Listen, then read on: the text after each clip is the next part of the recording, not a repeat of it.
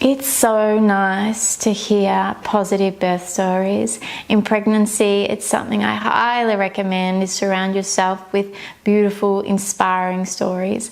I personally had 2 incredible births, and I am about to share with you my first birth experience.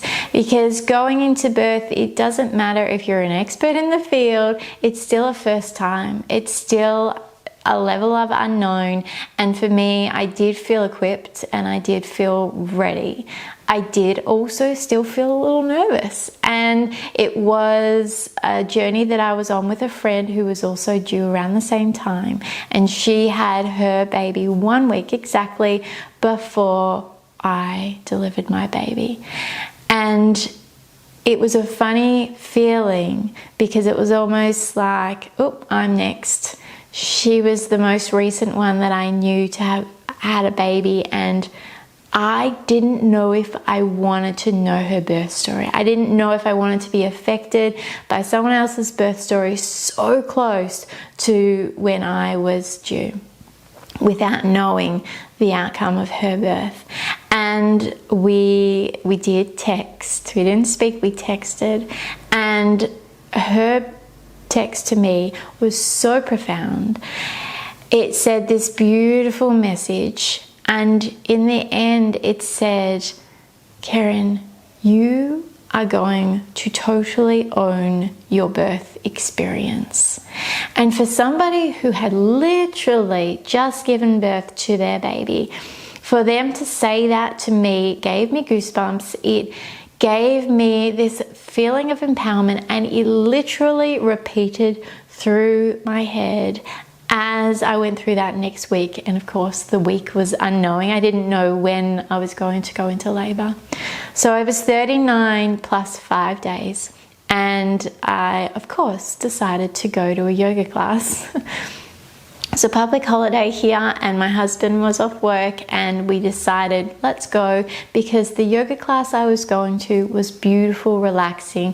The instructor, I'd been going there for a while myself. It was a safe space. It was really nice. So as I walked on towards the class, the music was different. I walked in, and there was a fill-in instructor. She looked at me, I looked at her. We were both a little unsure. And I sort of took my things and went over to the side and said, I'm fine. I've done plenty of pregnancy yoga. I'm a prenatal yoga instructor. Everything is okay. I ignored all the comments of the people around me saying, oh, you're going to have a baby in this class. And I just sat and I worked into some breath. Probably about 5 to 10 minutes into the class, I was in a down dog. I felt a little bit of leakage. I dropped into a child's pose. I felt a little bit more leakage.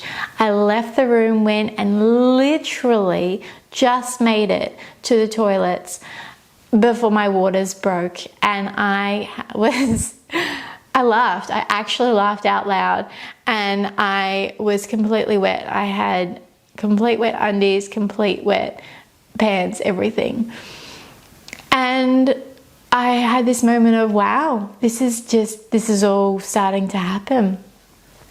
I had to race back in, get my mat and my things from the yoga room, sneak on out, go get my husband, who didn't take his phone, to the gym. So I had to go into the gym, get him, waddle my way back out. And as we were heading towards the car, I was so excited that this has started to happen. It was this big lead up as to when, and now we were starting to get into that process.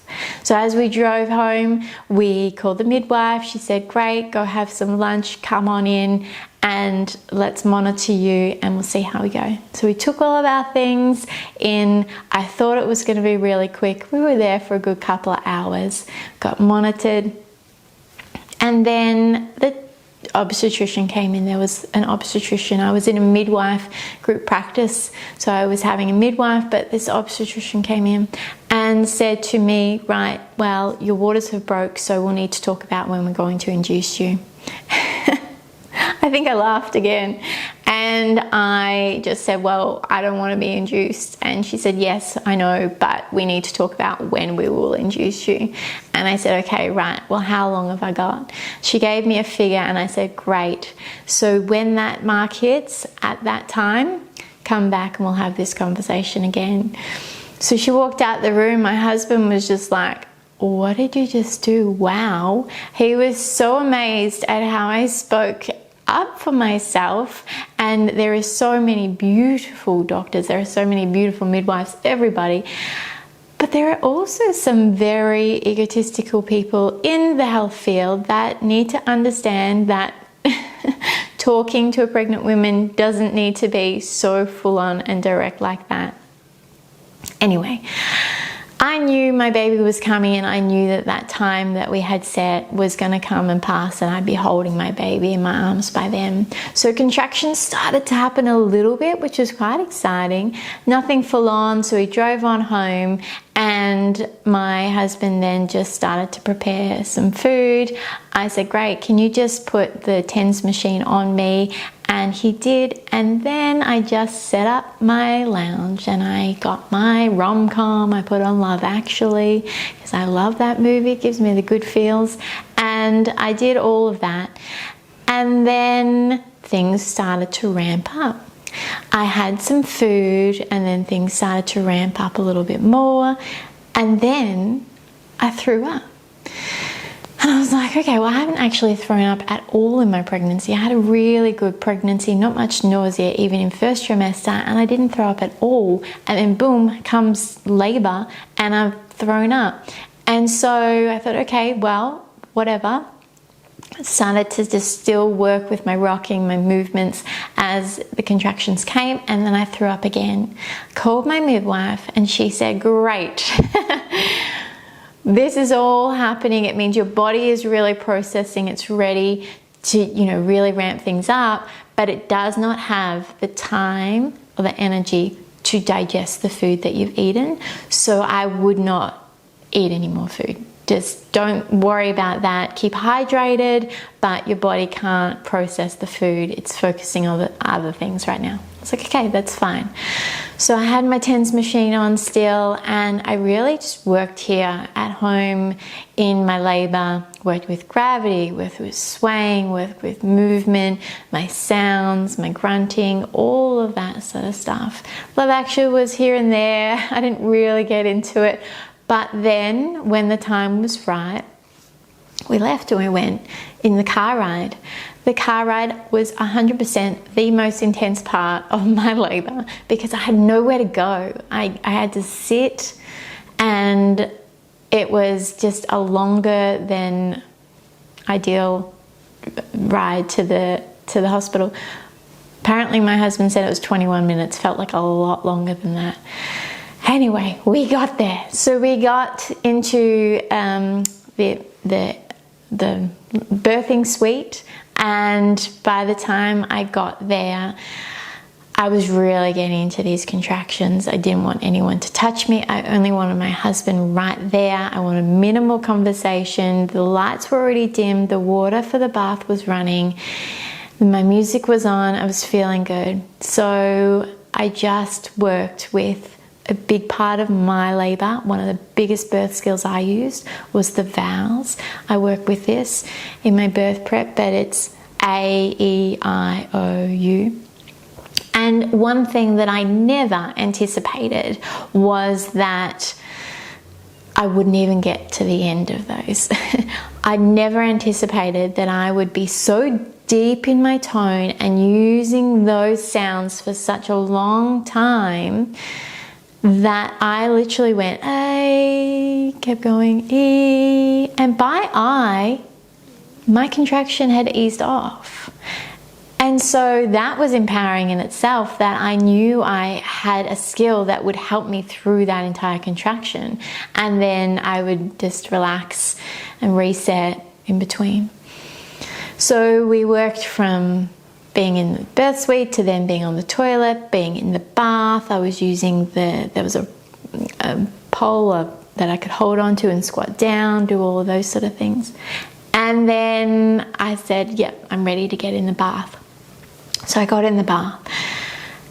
And when I was in the bath, there was a conversation between my midwife and my husband that I didn't hear. And the midwife said to my husband, "We're going to have to get Karen out of the bath. It's leaking." My husband turned to the midwife and said, "Well, you can tell her that." And so, because he knew what I was going to react. And so she did. She turned around and she said, "Karen," in the calmest little voice, "Karen, we're going to have to get you out of the bath. It's leaking." And I said, "No, I'm staying here." And she said again, and she told me the reasons, and she reassured me that we would get up onto the bed and be in all four kneeling. I'd have a warm towel over my back and everything was going to be wonderful, and it's a great position to give birth in. So after a little bit of convincing, I got out and we went there. And by this stage, I was now really into that second stage. I was getting into pushing. I was starting even to crown. I could feel everything was moving down. So that was a relatively short period of time that I was there on the bed, but it all just was happening. And it was such a perfect position. I love that position. That's how I birthed my second as well. But it was such a good position. So I was so good. I was working my sips of water. I had a little bit of cold face wash on my face, and I was in the zone. I was working with my breath. I would make my husband do every single vowel with me as I worked with that. And then my baby's head popped out. And I just had this big moment of, wow, it's all happened. I've birthed my baby. And so this big adrenaline rush, this big excitement and lots of focus and energy all started to drop, because I thought that everything was done, because I thought he'd just slip on out from there, and I was wrong.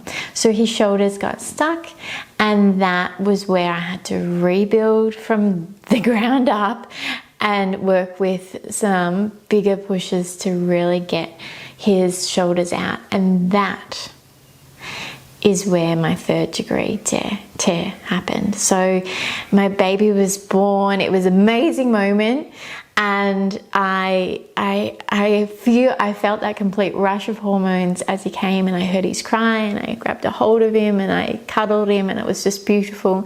And then there was all these other people started to come into the room, introduce themselves and say, "Right, we need to get you down to theatre, we need to stitch you up," all of this. And again, I said, actually, no, I just need to be with my baby for a little bit. And so I did, and that was nice. But then we'd also, in the going back and forth from the hospital, forgot the colostrum. So the colostrum was still in the freezer at home.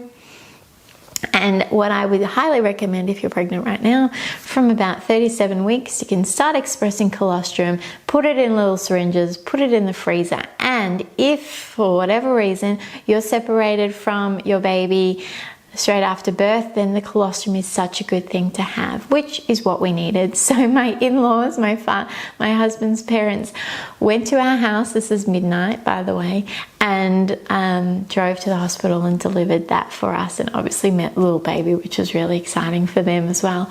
So my husband was the one with him skin on skin with our baby boy, and I was rushed off to go to theatre, which is what it is. And I actually recovered so well from that tear, which was so good.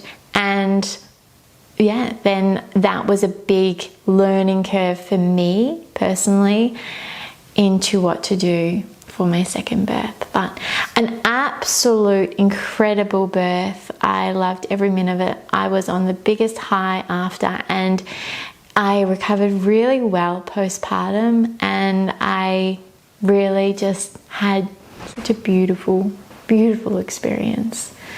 And I'll go in next to my second birth of my second baby.